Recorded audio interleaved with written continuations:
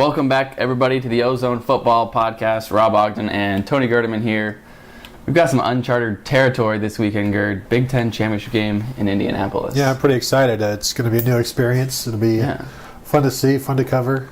Yeah, it's just crazy. Experience. Yeah, it's crazy to think that in 100 and whatever years of Ohio State football, there's something that Ohio State has never done. Yeah, it's like you said, new ground. So I mean, almost don't know what to expect. Definitely. We were asking some of the players or coaches, maybe Luke Fickle, if this is like a bowl game or if this is he didn't really know what to compare it to. Yeah, it'll be interesting to see how. Just to see how everybody reacts, adapts to the environment, all those type of things. When was the last time Ohio State played on a neutral field that wasn't a bowl game? They played Miami or 2001. Didn't they play in New York? Yeah, they lost to Miami. 2001, I believe. 2001, might have been. Yeah, it wasn't pretty. Was that wasn't Tressel, was it? Yeah, it was. So it was Tressel's very first game. No, I don't think it was. We might have to start over because we might be completely wrong on that. But yeah, I think you go back to then, and that's all right. Somebody else can figure that out and look it up for us. Anyway, before we get to that, we got to talk about Saturday. We got a lot of things to discuss, starting with Ohio State's 42-41 victory at Michigan. I got to admit, that game was a lot closer than I thought it was going to be. Yeah, well, you really did not think it was going to be close. I didn't think it'd be close. That's a Michigan team that, they were putrid coming into that game. Mm-hmm. And then they come in and they look like what we hoped or thought they could be going into the season as a team that could win the Legends Division and play Ohio State again in the championship game. That was the offense that we sort of expected to see in July or August. Yeah. Building up to the season, and it just was. They did everything that people have been wanting them to do that they refused to do for most of the season, and you saw how much of it worked and. It's baffling. As I was sitting there, I was thinking, what a shame that this couldn't have been the Michigan team all year because, imagine if they had played that way all year. They might have been undefeated coming into that game, and that could have been a game between two top 5 teams. Right, and you say they could have been undefeated, and you think how close they were to losing 3 more games than they did. Yeah, just Akron. And it's mind-boggling. Really. Connecticut, just how terrible they've played all season, and then they come up with this where, it just comes out of nowhere, except you knew they had the potential in them. They just hadn't shown it, but once against Indiana. Was it that they were just getting up for the rivalry game? Is that it? There's definitely some of that because you're at home, so things are different in a rivalry game at home. But they just attacked Ohio State's defense differently. It wasn't just getting up for a game. They were excellent. They were out coaching and schemed them. So, it wasn't just a rivalry thing. It was execution and scheming. Maybe the problem was the whole year they were just planning for Ohio State, so they didn't game plan for any of their other opponents, and that's why they look so terrible. So they thought they'd just be good enough, that Michigan arrogance, they thought they'd just be good enough to roll out there. And then they sneak up on Ohio State, which they did. They almost beat them, if not for Carlos Hyde. Kind of a all-time historic performance, 226 yards, which was the most ever by an Ohio State running back against Michigan. Can they win like that going forward, just handing the ball to Hyde? I think just handing the ball to Hyde, eventually that would get stopped. But it's not just Hyde; it's also Braxton Miller. That's true. So that changes everything. And then even the threat of, if you watch that game, they know Hyde is going to get the ball, but they still had to defend the receivers and the tight end split out, so they could only ever put six guys in the box. Yeah, and that's just not going to work. Hyde just continues to kind of cement his legacy, though. We've talked about where he compares to guys like Beanie Wells and Pittman, the guys over the past 10 years, and he broke now. Beanie Wells' 222 yards was the previous record against a Michigan team, and that was kind of when you think of Beanie Wells, everybody remembers that huge game he had against Michigan in 2007, and now Carlos Hyde had a bigger game. Yeah, and did it in like a dozen fewer carries. Yeah. No, it was. You could see it coming because he just every time he's getting 7 or 8 yards, and he's running hard and flexing after each hit and just running mean. And Michigan, they were getting run over. They did not like it. I joked last week that could Ohio State beat Michigan without throwing a pass? Yeah. Without completing a pass. They only completed 6, yeah, which was kind of remarkable looking at the stat sheet after the game and realizing that they'd only completed 6 passes. Yeah. I knew it wasn't a lot, but I thought it was more than 6. Yeah, no, the 2 touchdown passes kind of overshadowed the fact that they only completed 4 others. Yeah. They they did what they needed to, I guess, with the running game, but you saw how open those guys were when Braxton was actually able to hit them. Is this the offense going forward, though? If they're getting 9 yards a carry, yeah. You know, I mean, why not? Like Tom Herman said on Monday, you know, it's not in his better judgment to go away from that right now. One of the things I thought was interesting yesterday is Urban was asked if the lack of offensive balance that he had talked about, that which he wanted previously in the year, if that was alarming to him. He said yes. Tom Herman was asked the same question. He said no. Yeah. He said they were balanced. Right, and Tom Herman went back to a quote from Greg Davis that balance is what you do against any given defense to win or something like that. Like balance is being able to do either when you need to, not necessarily going 50-50. Yeah, so I mean, they're not balanced, but what they're getting is, I mean, does it need to be balanced when you're getting that? Well, not when you're getting that, but the question is, can they continue to get that? Yeah. Well, because the schedule's about to get a little rougher here. Right. I mean, do you expect to see them 50-50 anytime soon? I don't. Not 50-50. I expect more than 6 completions against Michigan State. I think they're going to lose if they only complete 6 passes. 60-40 would maybe be in a sweet spot in the wheelhouse. And right now, that's going to be tough to get to, I think, even that. Well, that brings me to my next point. Braxton Miller, only the 6 completions, only 30 completions in his past 3 games, 443 yards. They've said it was the conditions at Illinois and then again against Indiana. But the opposing teams have thrown for well over 1,000 yards in those 3 games. Is there anything wrong with Braxton's arm? Is that a concern? I think the biggest problem is that Braxton isn't playing against the Ohio State pass defense. Maybe. Yeah, that is a problem. But, I mean, he's done this the last 2 years where, you know, it sort of becomes more of a runner than a thrower in November. Yeah. So, you know, is it a product of him that maybe he's not as good in the colder weather? Or is it, you know, just a product of this is what you do in November at Ohio State? Well, I mean, Herman said yesterday that it's not that they couldn't throw. They just didn't feel like they needed to because they were running it so efficiently, which they were. But, I mean, he's still only 6 for 15. Right. It's not like he was like 6 for 6. Yeah, or if he was 12 for 15, then, you know, that's fine too. But he hasn't been accurate. I mean, he was sort of decent against Indiana, but, you know, he's not been the 70% completion guy he was prior to Illinois. No, he didn't look particularly sharp against Michigan throwing the ball. I mean, even that long touchdown pass to Devin Smith, you know, that was out in front of him. Devin Smith had to run and get that one. And a few others, I'm trying to remember, a few others he just seemed off. Mm-hmm. Wasn't exactly hitting the targets. Yeah, early on, he was, you know, like the first pass to Devin Smith that was behind him. Just missed him. So, I mean, there's something going on there. Yeah, I mean, and we'll see if that's going to become an issue going forward. Because, like I said, I don't think they're going to. I mean, maybe, but I don't think they can do that against Michigan. But can they do that against, you know, Michigan State with, you know, one of the top defenses in America? Yeah, I guess we can get to that in a little bit. Yeah. What about Ohio State's defense? I mean, that's probably more alarming than Braxton Miller at this point? Yeah, I wonder how much, because, you know, Nebraska shut down Michigan. Yeah. Would you say Ohio State's defense is better than Nebraska? Yes.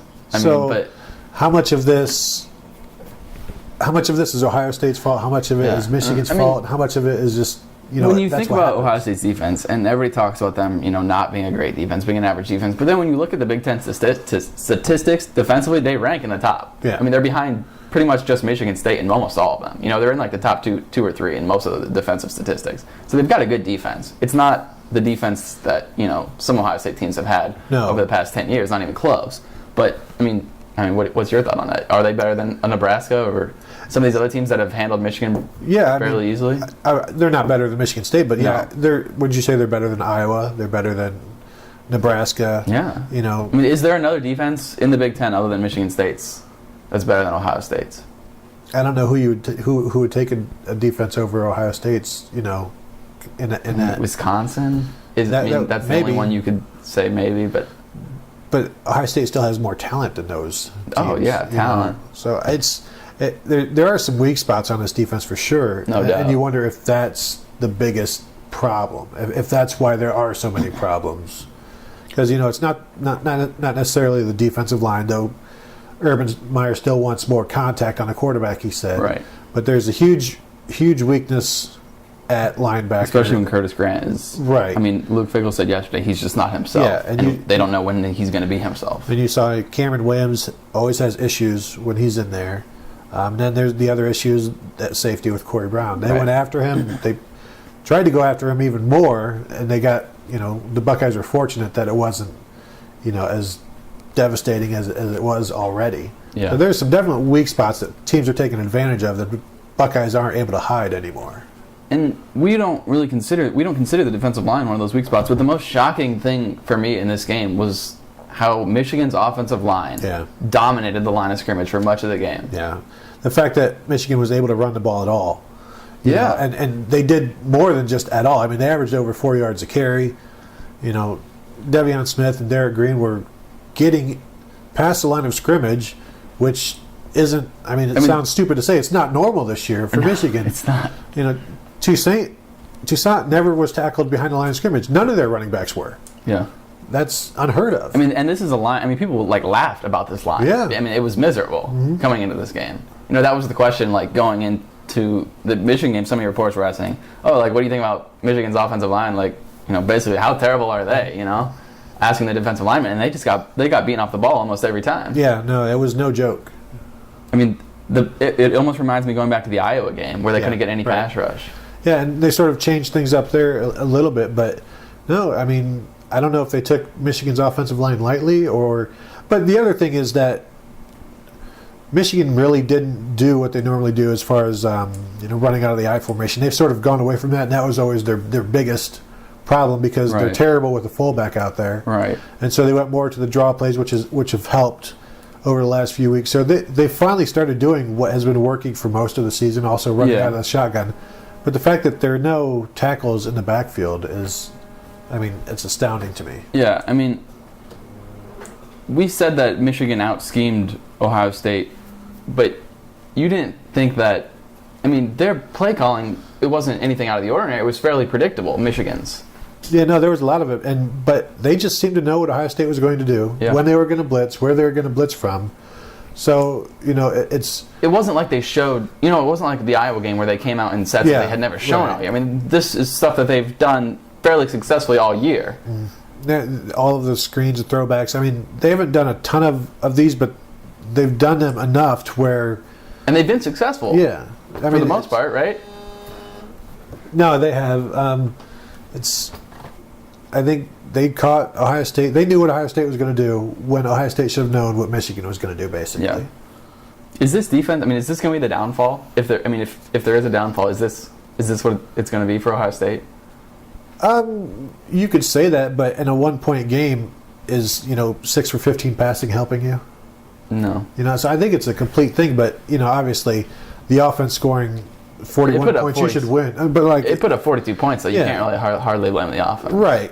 But I'm saying there's always going to be something in a 1-point or 1-score game. But if you give it 42 points, you should expect to lose. Looking ahead, because we can do that because we're not on the team, so we're allowed to look ahead. Would this defense be able to stop a Jameis Winston, somebody of the like? I don't think so. No. Not with the vertical passing. I don't think so. They would have to get to him, on the defensive line, and I don't know how much blitzing you would even want to do with him, because he's quick with that as well. They would have to get the pass rush going. To stop him. Yep. No, and just slow him.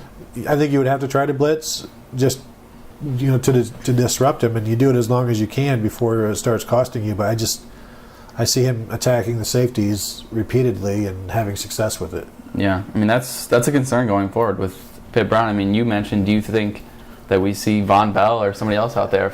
I was thinking today maybe since maybe go Tyvis Powell. Yeah, because he's got more experience than Bell, and then you put Bell at star or something of that nature, or maybe Corey Brown at star. But right, I don't want to keep harping on it, but it's been an issue all season. It has, and it got quiet for a while, but I think that had more to do with the teams that Ohio State was playing. Yeah, I think so. Mythical line on that game, Ohio State versus Florida State national championship game on a neutral field, 11.5, according to our good friends at the Sportsbook. Thoughts on that? I think it's high. I'd be comfortable, expecting like a 10-point loss. Yeah, I'd be pretty comfortable taking the points on that one. Oh. 11.5? That's a lot. That's pretty high. Especially when Ohio State is going to score. Oh, there's no doubt that Florida State would score on Ohio State's defense, but I don't think Florida State's defense is going to be able to shut out the Buckeyes. No. Nobody has been able to all year. I don't think. And Florida State got run on by Boston College, Yeah. So Ohio State would certainly score. Yeah. And I think they could score enough to win. Getting back to the Michigan game a little bit, Hoke's call to go for 2 there at the end. Was that the right call? Urban said that he would have made the same call if he was in Hoke's shoes. I think it absolutely was, because if you think about it, if they go to overtime, Ohio State's just going to run it in every time, don't you think? Yeah. Oh, yeah. They have no chance. And so no chance. It's eventually going to come down to 2-point conversion anyway. So why not take the ball out of Ohio State's hands completely and just cut to the chase? Yeah. Just go for 2 right there and end it one way or the other. I thought it was brilliant. I mean, I absolutely 100% behind it. I would do it if it was again. I'd do it 10 times out of 10. I mean, and go even during that drive. I was saying he has to go for 2. Same. Yeah, I was sitting there saying they're going for 2. Right. I mean, you have to, because if that game goes into overtime, they have not been able to stop Ohio State's running game the entire game. You think they're going to stop them from the 25? Exactly. There's no way. And then then you also have to think, if Michigan gets stopped and they have to kick a field goal in that situation, they don't want to kick a field goal. That's not going to be enough. So then they're going to be in a situation where they'd have to go for it on like 4th and 6 from their 17 or something like that. Plus, we've seen Michigan in overtime kicking field goals this year already. Exactly. It didn't work out well for them. He made that 2-point call from experience. He had to make the 2-point call. It was the right call. Yeah. There's absolutely no doubt. Yeah, I agree. But it was great game planning by Ohio State. They knew the play going in. They said they had, we had 1 or 2 plays. We knew they were going to run it. They thought it would be this one. They went with that. It worked out. That's what they ran. Yeah. Travis Powell was in perfect position, made the interception. Right. Ohio State called the timeout after they saw the formation, and then Michigan came right back out in the same formation. You wonder what Urban or any of the guys are really thinking on the sideline, especially some of the offensive guys. Like, this is their season, Yeah. Oh. And they put up 42 points, and now it's coming down to their defense to stop Michigan for 3 yards when they haven't been able to stop them the entire game. After the game, they're like, oh, we were a little nervous, but we had faith in our defense. Deep down, we knew they would stop them. But if that was me, I'd be over there crapping my pants on the sideline. No, wouldn't even be able to watch. But I was wondering, not interested. Do you think if Michigan gets that 2-point conversion, were you still thinking that Ohio State has plenty of time? With 30 I was. I remember saying that too. So that's how I felt. What was there about? There was about 30 seconds left, maybe a little bit more. 30 or 32, something like that. 30. Yeah. Because if they get that 2, they kick off. Because I was saying this on the last drive. If you remember Ohio State's game-winning touchdown drive, they got the ball to 35. And 2 plays later, they were down at the 1. Right. So but they ran is the thing. Yeah. They ran down. So they'd have to, they would have had to throw, which they've only had 6. But they had guys running open throughout the game. Right. So I think they still would have been able to get down there to kick a field goal. Yeah. It's not out of the realm of possibility that they would have been able to do that. I don't think, without a doubt. Would that have been a better ending? No. You gotta love the 2-point conversion. I agree. We should talk about the fight a little bit. Yeah. That was pretty fun to watch, right? It was spices things up a little bit. There's always pushing and shoving either before the game or you saw some of that, but even in the tunnel, as the Ohio State players were leaving the field for warm-ups, Michigan was coming down and got into a little bit. Police had to hold him back, so it was just a little prelude. But I think that stuff always happens. I don't think. Now this went a little far though. Yeah. Especially when it's Dontre Wilson, who has no experience in the game. Although he was, pushed around and shoved and things of that nature, so he got up to speed on it really quickly. But it was interesting that you've got a freshman overreacting and a senior overreacting in Marcus Hall. That's what Michigan does. That's not what Michigan does. It's what the game sort of does. It brings out all these extra juices, and I still think you have to contain yourself, though. Here's the question: was the fight premeditated? Yeah. Was it planned by Michigan? Well, because, just real quick before you answer, after the game, all the Ohio State players were saying, in the first half, we were off our game. We were doing way too much talking, jawing at the Michigan players, and we weren't being ourselves playing. We weren't playing up to the level that we need to be playing. But that was an advantage for Michigan, Yeah. Because they got them talking. They kind of got them off their game. No, there's Michigan. Growing up, I remember watching, Michigan would rough a punter, and then the punter would have to think about it, for the rest of the game. Yeah. So they'd always do these things. In 1996, I wrote about, Lloyd Carr sending his team out, interrupting Ohio State's senior day introductions and running over Greg Belisari as he's trying to walk to his family. Just send the team out as you've got the ceremony going on. Right. So I mean, there's definitely psychological things that go on, and just tweak this or do this. I don't think Royce Jenkins Stone was sent out to fight. No. But I think they're definitely saying feel free to get a little push. So you think it came from the top down? Yeah. Yeah. As far as feel okay to be a little, give a little extra shove here or there. Maybe try to get some verbal sparring in there and see what happens. But I'm not saying make somebody throw a punch at you. Right. Well, I mean, Dontre was doing a little jawing with a few of the Michigan players before the game, so maybe that played a part into it. And I don't know. I mean, when you look at the replay, he gets tackled. There's like 8 Wolverines. Yeah, they completely circled. And the dude immediately goes for his helmet and pulls his helmet out without Dontre really doing too much. Mm-hmm. So, I mean, what do you think? I don't know. It's hard to say. Was it premeditated? I don't know. Do you think that there was any sort of message like, you can be aggressive or... Yeah.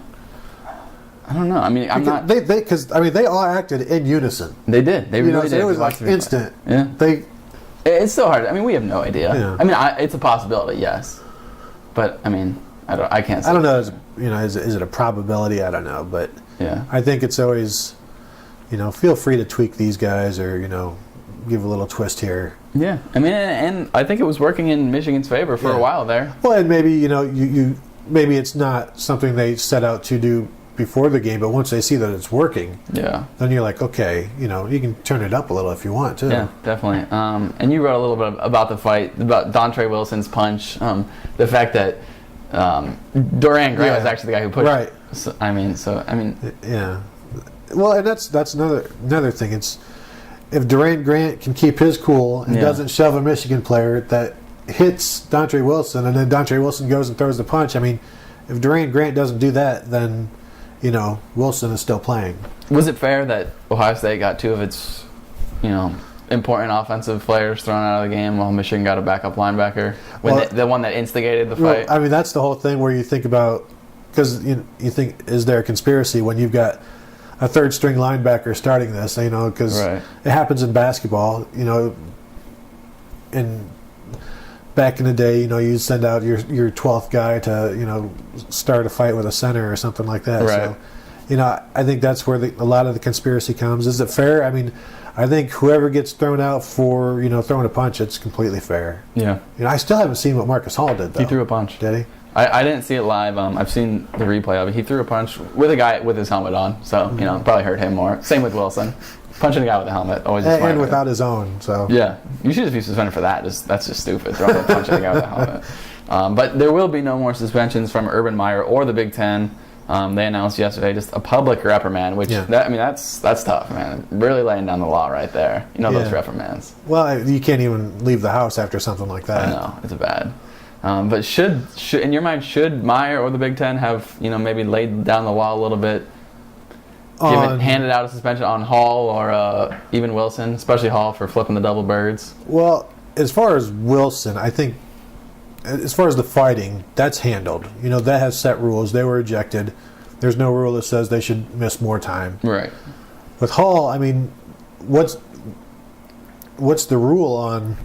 That's the thing. I mean, there's no rule, so why should there be a standard that you're held to other than decorum and I mean, it's an extreme reaction. I could have seen a suspension. Would you have been okay with any type of suspension? Or I would have been okay with it, yeah. Yeah, I mean, not that you'd be upset, but I mean, you wouldn't have a problem or argue. No, I wouldn't have thought it was too harsh or anything if they had suspended him for the first half. But I don't think it's a big deal that they didn't suspend him. I know some people were making a big deal of the Big Ten being soft, going the way of the SEC. Yeah, but I mean, Ohio State ran the ball better when Elflein was in there than they did when Marcus Hall was in there. Yeah, I'm not sure that's why, but well, I'm just telling you. I mean, Urban said, we would just plug in. They'd be fine. Yeah, I think they'd be. I think it's a loss. It would definitely be a loss because he's been an anchor there for 2 years now. Yeah, but it's not something that would be necessarily a game decider. It wouldn't be losing Carlos Hyde. Right. Let's see. Moving on. Alabama and Auburn. What a game. Crazy. It was every bit of crazy. That was a fun one to watch. It's, you're fortunate to be able to see stuff like that when it happens. We thought the Ohio State Michigan game was the best game of the year, and then like 2 hours later, people have forgotten about it. Auburn, Alabama. Wow. But now the problem. So Ohio State eliminates one problem by knocking out Alabama, creates themselves another problem, which is Auburn. Yeah. Are they a problem? Are they a real threat?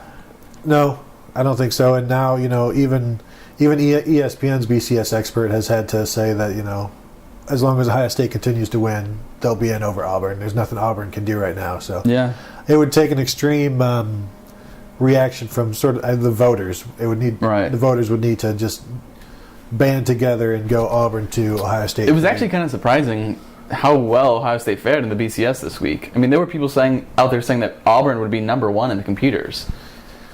They were number 3 in the computers. Yeah, they were behind Ohio State. A lot of people, even what our resident computer expert on the board, was shocked that how everybody had overestimated Auburn's rank in the computers. There were a lot of people saying Auburn will be the new number 1 in computers, and that Ohio State's going to need to get enough votes to hold them off. Mm-hmm. But at this point, the Buckeyes kind of have a comfy lead. Yeah. I mean, not super comfy, but a good enough cushion right now that you're thinking. Yeah, I think the only question now would be if Auburn goes in and destroys Missouri and Ohio State wins by 1 or something like that, and then do the voters, is that enough for the voters to be convinced that a 1-loss Auburn team, a team that lost to a 3-loss LSU team, right, by 14, right, and has needed 2 miracles in the last 2 weeks, and beat Washington State by 7 earlier in the season.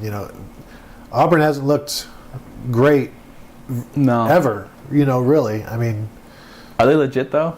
I mean, I think they're a really good team. I think so too. I questioned whether they were a legit top 5 team. I kind of thought Alabama would have their way with them, and I kept at points in the game I kept feeling like Alabama was going to blow it up. Yeah. Like Alabama was going to blow it up, and they never did. So I guess that speaks to Auburn, and they were able to run the ball. Like nobody's been able to run the ball in Alabama, but I mean, so I guess they are legitimate, but I don't know. Is that because Alabama is overrated? We don't know because they don't play anybody. Well, like that's the thing I hate about the SEC thing is because you can say like, oh yeah, Auburn beat Alabama, who's the number 1 team, but who did Alabama beat outside of the SEC?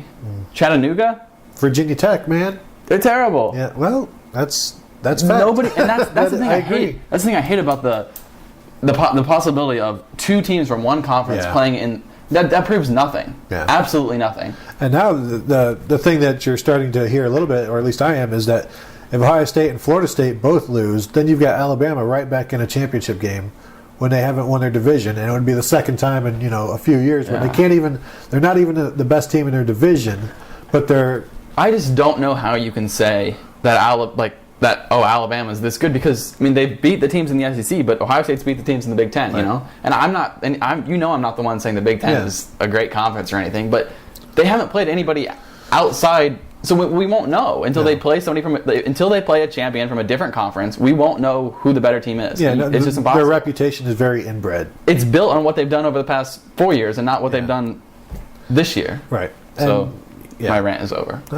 Continue on. I'm enjoying it. But what about Missouri? I mean, if Missouri beats Auburn, there's no chance they pass Ohio State. No, but it has to be Auburn, right? Right, but everybody who is arguing for Auburn, all of their eggs will go in the Missouri basket. You still think, even though Missouri's not the traditional SEC? No, it's still SEC, man. All right. It's still another banner. Okay, what if, we're playing hypothetical, what if Florida State somehow loses? Like, maybe their entire team gets mono or something. Right. Which is possible. It is possible. Missouri beats Auburn and plays Ohio State for the national championship. Ohio State beats Missouri. Is that a win over a real SEC thing? You know what I'm saying? Is that like when Ohio State beat Arkansas and nobody really cares? Yeah. At that point, that would be well, they're new. They're not. Right. They're not traditional SEC. So yeah, I would definitely see that. That's not enough to exercise the SEC demons. No. Missouri, Matty Mock. No.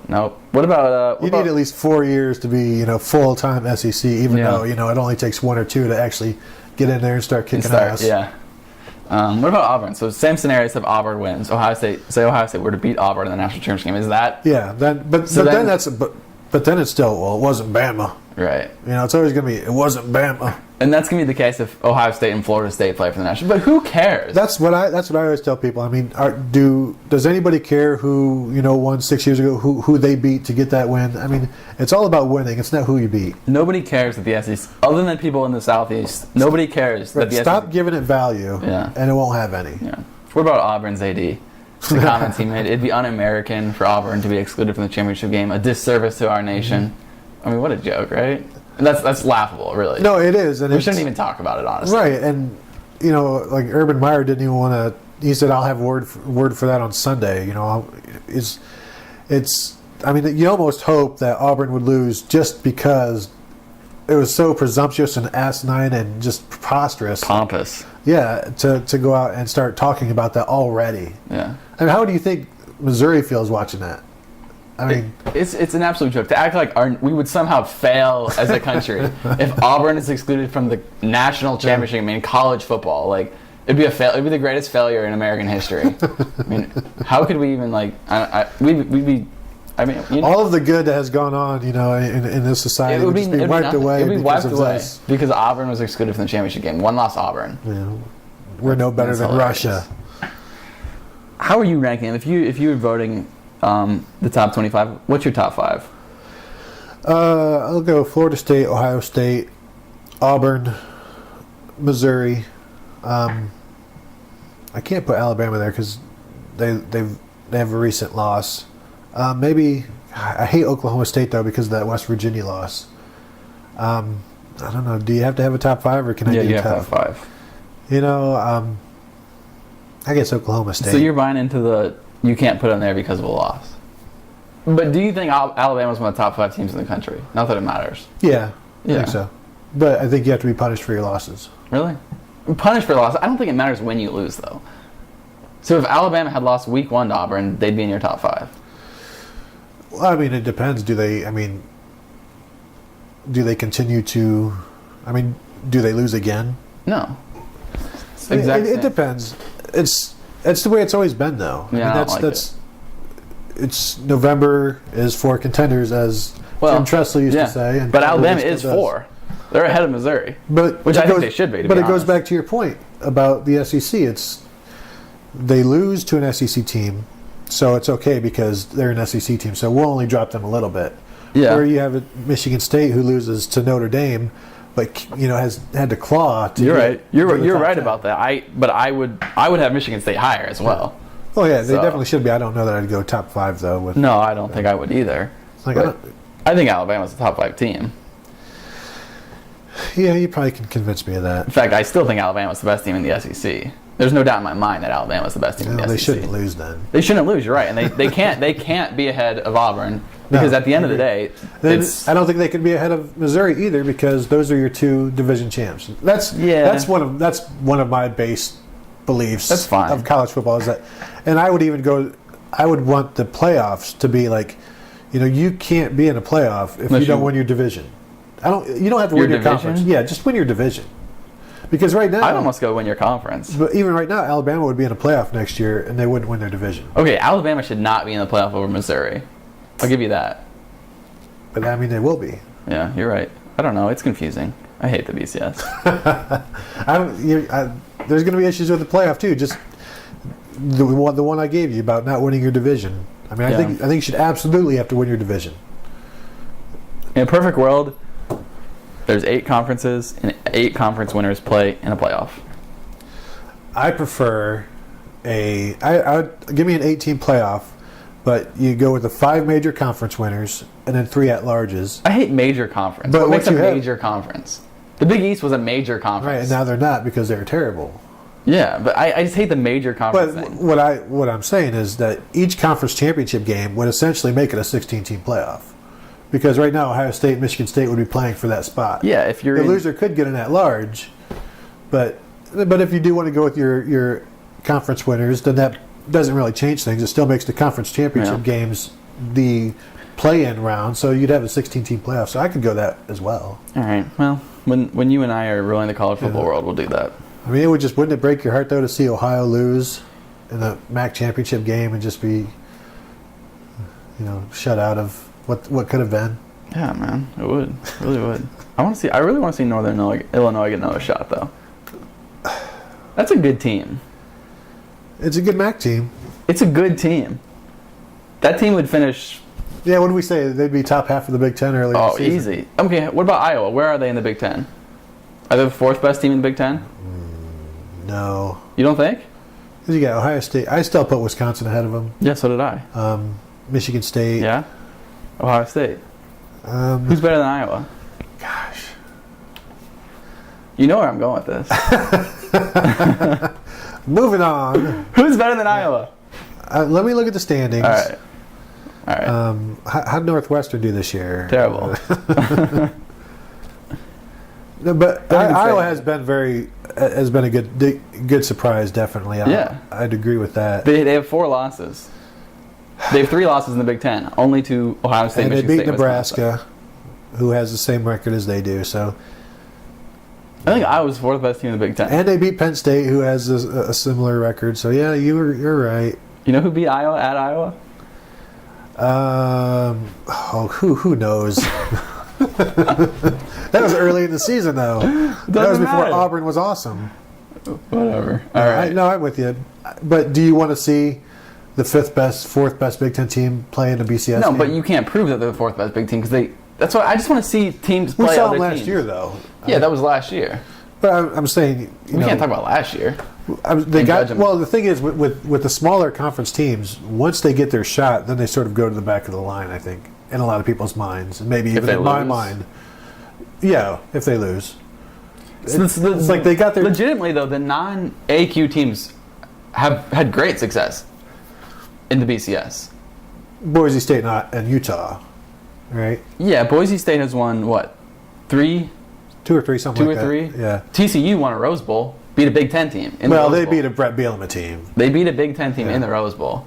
Utah annihilated Alabama, and they also beat Pitt when Urban Meyer was the coach. Mm-hmm.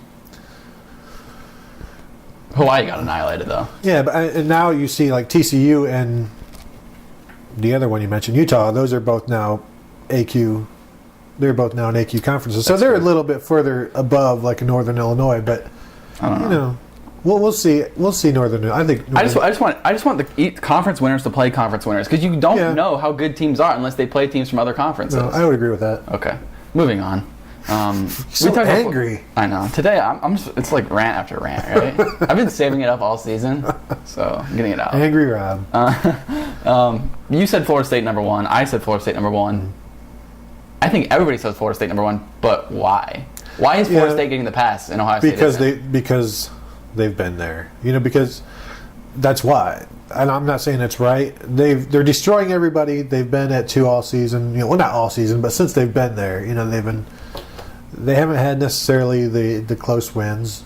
Okay, but for the record, Florida State's schedule is just as bad, if not worse, than Ohio State's. No, I agree. I think that's probably accurate, right? Especially after this week, too. I mean, they'll each have one legitimate top 10 win, which is for Florida State is Clemson, and if Ohio State beats Michigan State, it'll be Michigan State. Other than that, the schedule's garbage for both. No, I agree, and like we've talked about before, if Ohio State beats Michigan State, who has a better win in that top 5 than what Ohio State has? Would it be Oklahoma State with Baylor?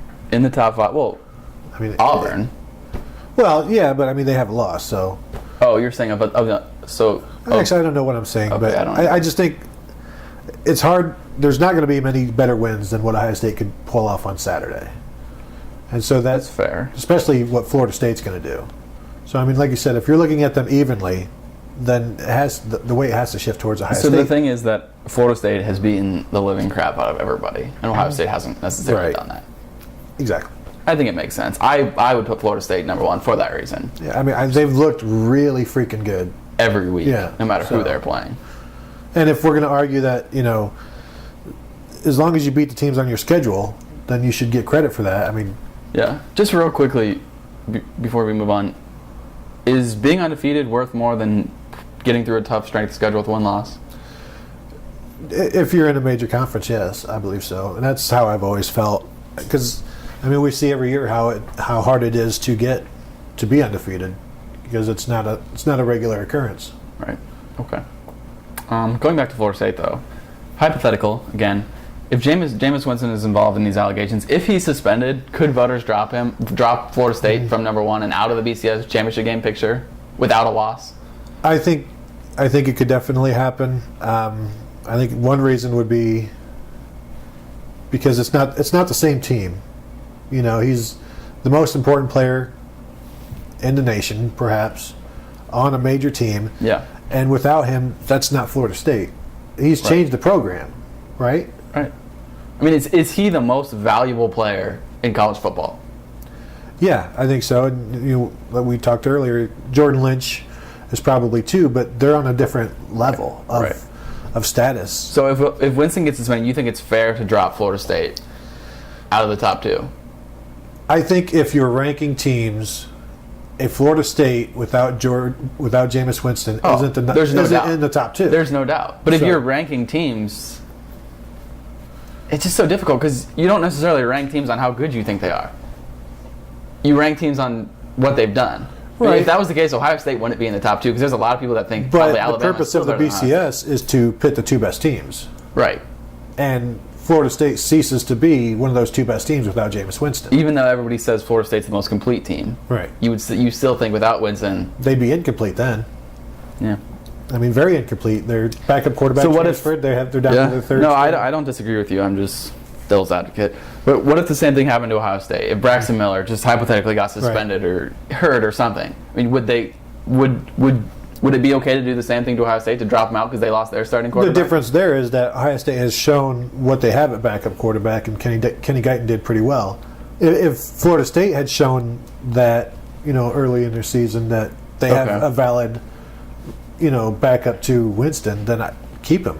Ohio State has done that, but they're one of the few teams that has. I mean, out of the contenders. So if Alabama was in this situation, if A.J. McCarron gets suspended, are they dropped? No, they won't drop because they're Alabama. And that's SEC.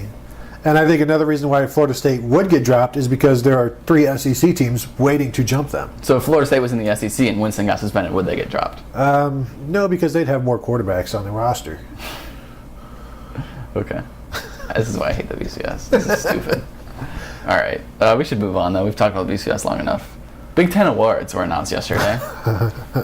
A lot of Buckeyes honored. 10 Ohio State players honored. Braxton Miller, Carlos Hyde, both first team by both the coaches and the media, along with Corey Lindsley, Ryan Shazier, and Bradley Roby. Miller wins the Greasy Breeze Award for the 2nd straight year, which is by far the worst name for any award in college football. I agree. I think there's the Greasy Breeze Award. I mean, that sounds like slang for like an STD or something. Like. And Carlos Hyde wins the Amici Dane running back. Like, these hyphens are terrible. Seriously. How bad is that? No, you're right. It's just what I'll call the soccerization of sports where, you know, everybody has to have an award. And not only does everybody have to have an award, they can't just name it after one player. Everybody has to have an award named after them. Right. You know, it's like, oh, wow, it wouldn't be fair to this guy if we name this award after this guy and don't add this guy because they're both pretty good. It's awful. And especially when they add in, you know, from conferences or from teams that were never in the conference. Yeah. You know, when those players like never played Nebraska, in the conference. Penn State. It's terrible. It's trying terrible. too hard, and it's right up there with legends and leaders. Oh, it's worse. I think it's worse. Anyway, so Miller and Hyde win Player of the Year at their position. Corey Lindsley, Ryan Shazier, Bradley Roby, as I mentioned, first teamers by both the coaches and the media. Jack Mewhort, Andrew Norwell, and Noah Spence, all first team by the media and second team by the coaches. Philly Brown and Michael Bennett, both second team by both the coaches and the media. Any gripes with this? As far as like the first teams, you know, or the All Big Ten teams, I'm mostly okay with it. You know, I thought Michael Bennett had a really finished strong. Yeah, he had 7 sacks. That's third best in the. Yeah, but I mean there's some good defensive linemen in the conference this year, so you know, like the media sort of, you know, you put Noah Spence in there and you take Michael Bennett to the second team, so that's sort of what that was. Right. What about Jack Mewhort? Second team? You buying it? You know, I asked somebody in an NFL front office where they ranked the Big Ten tackles, and they had Mewhort third, behind Luan and Scherf. So, you know, I'll take his word for it, but I mean, I couldn't imagine somebody playing better than Jack Mewhort played this year. Yeah. What about Shazier? he lost out to Borland because Borland for the what is it like the. It is the Fitzgerald Butkus Award. Butkus Fitzgerald, Butkus Fitzgerald, me. which I thought it was a complete joke. I wrote about it today, and Shazier has better stats across the board. Yeah, he leads the league in tackles. Tackles, solo tackles, tackles per game, tackles for loss. He's 6th in sacks, leads them in forced fumbles, and Borland is, 3rd in tackles, 19th in tackles for loss. So it's not even close. And it was complete puzzlement, and I wasn't the only one that was confused by it. What do you think? Yeah, I agree. I mean, you can't argue with the stats. Look at the stats. But, I mean, Borland's a good player, obviously. Oh, yeah, he's a very good player. Is he a finalist? For the Butkus? Yeah. I don't know. Were there like 6 finalists or 5 finalists? Yeah, it was 5 or 6. I can't remember. No, I don't think he was, because there's a lot of the guys out west. Shazier is. Do you think Shazier wins the Big Ten Defensive Player of the Year today, then? That's the stupidest thing about those awards. You can get a player.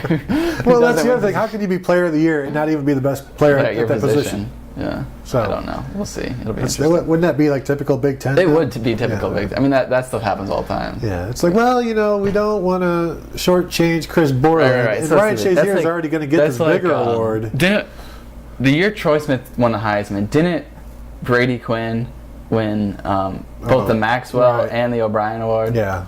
So... All right, whatever. Moving on. We should talk about Michigan State before we wrap this up because, that's kind of like the game this week. It's a big game. We've mentioned their defense a little bit. Is this defense for real? Is this a defense that can shut down Ohio State? Because we haven't seen that all season.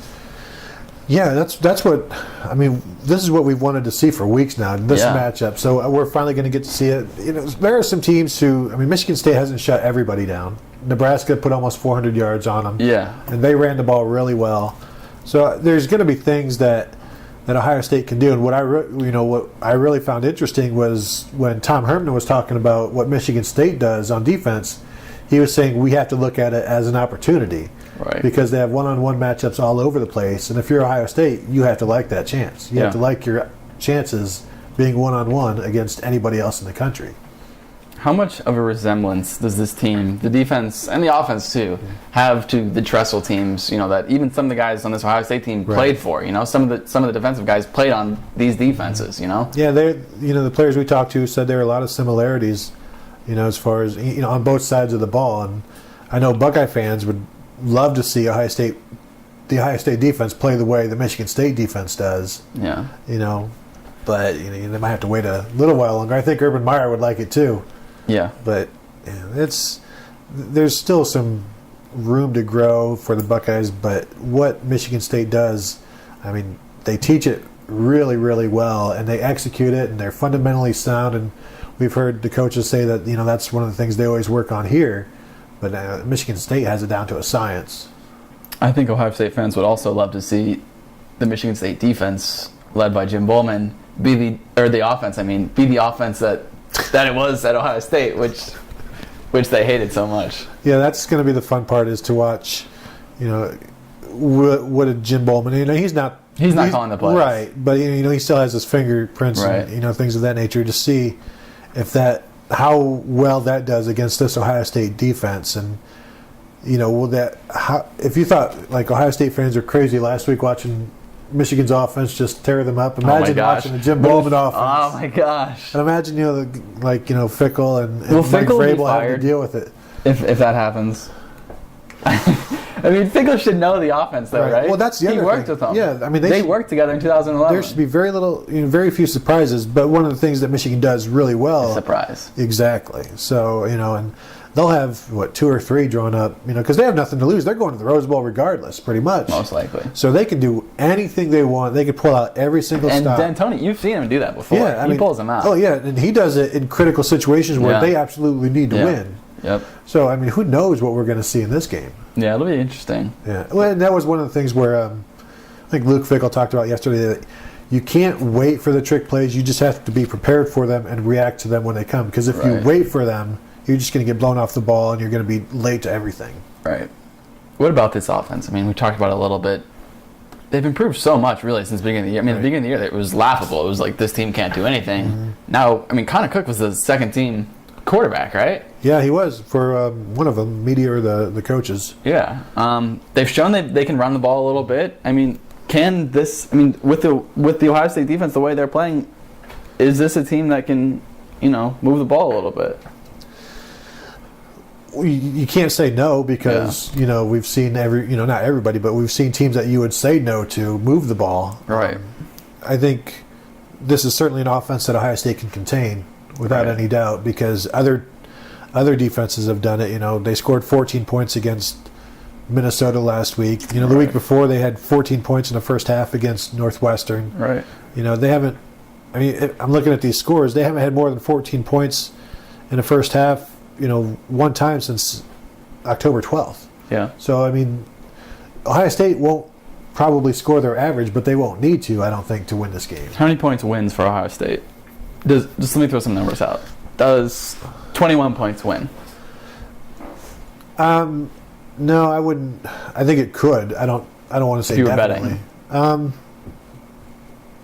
No. 28. I'd be better. I'd feel more comfortable at 31. But 31. I don't see. Do you see Michigan State scoring 28? Isn't it? I think that's asking a lot. I think that is asking a lot. I mean, let's see. They put up the Nebraska game was crazy. They put up 41 and gave up 28. Yeah, which is totally uncharacteristic. But I mean they've shown that they 30. Can. They scored 30 against Northwestern. So I think Ohio State should be able to do better than what Northwestern did. I don't know. I mean, Indiana put up 28 on them. Mm-hmm. You'd think Ohio State could do that. Yeah, and that score that was 21-14 at the half.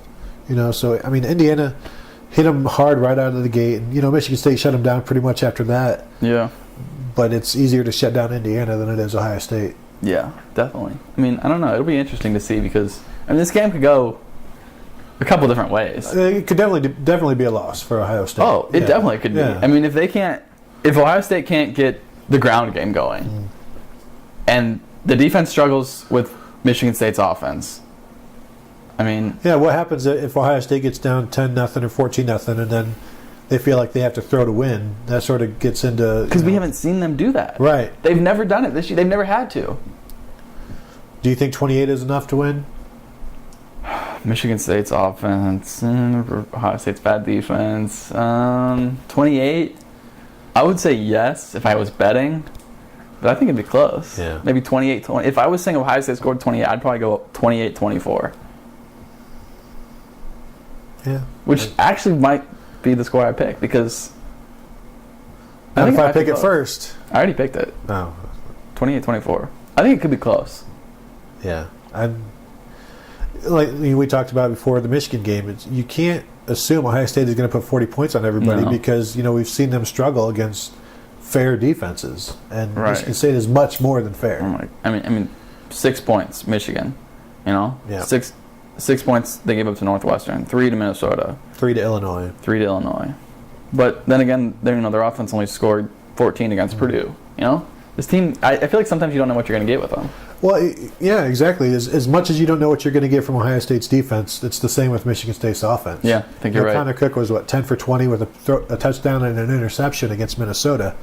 So, let's not crown him just yet. Right. And the thing we talked about before this, which I think is going to be the most interesting part of the game, is you've got Ohio State's offense, which is strength, going up against Michigan State's defense, which is its strength. And then you've got an opportunistic defense for the Buckeyes and an opportunistic offense for Michigan State that just make enough plays to win every week. Well, at least when they need to. Yeah. In the games that they need to make the plays, such as last week. Right. And I think we'll see Ohio State, gear up to stop the run, sort of like they did against Wisconsin. But then we also saw what happens behind the front seven when they're trying to stop that run. Yeah, they struggled against Wisconsin threw for... I don't remember. Almost 300, like 290 some yards on them. And Ohio State has given up a ton of passing yards. Yeah. So, I don't know that they have to focus as much or send as much towards the run against Michigan State as they did against Wisconsin. Yeah. Jeremy Langford's a good running back. He's not great. But that doesn't mean he can't have a good day against Ohio State because we just don't know especially if Curtis Grant isn't ready to go or if he's hurt and still I think that's a big loss, honestly. Yeah, I agree. No, it's completely. Things are much different when he's not in there. And it's weird too, because how long have they been saying he's good to go this week, and then he hasn't been good to go, and now they're saying, well, he's just not himself. Right. We don't know if he's ever going to be himself until at all. Maybe, I don't know. And the other thing is, you don't necessarily need to play a nickel against Michigan State, so you sort of have to have 3 linebackers in there. Do you put Josh Perry in the middle and you go with Tyvis Powell? And you stay a nickel, but you play like, I doubt they do anything that drastic, but we'll see. We should wrap this up. Is there anything else we should mention about Michigan State? We've gone kind of long here. No, I think we've talked them out. All right, should be a good game. We're looking forward to it, and then, I don't know, are we going to be back next week? I don't know. Probably should. Wrap to wrap up. Wrap it up? Yeah. Because we'll have the BCS to talk about. Yeah, well, there's still stuff to talk about. By this time next week, we'll know Ohio State's fate. Looking forward to that. All right, until then, peace out. All right, take it easy.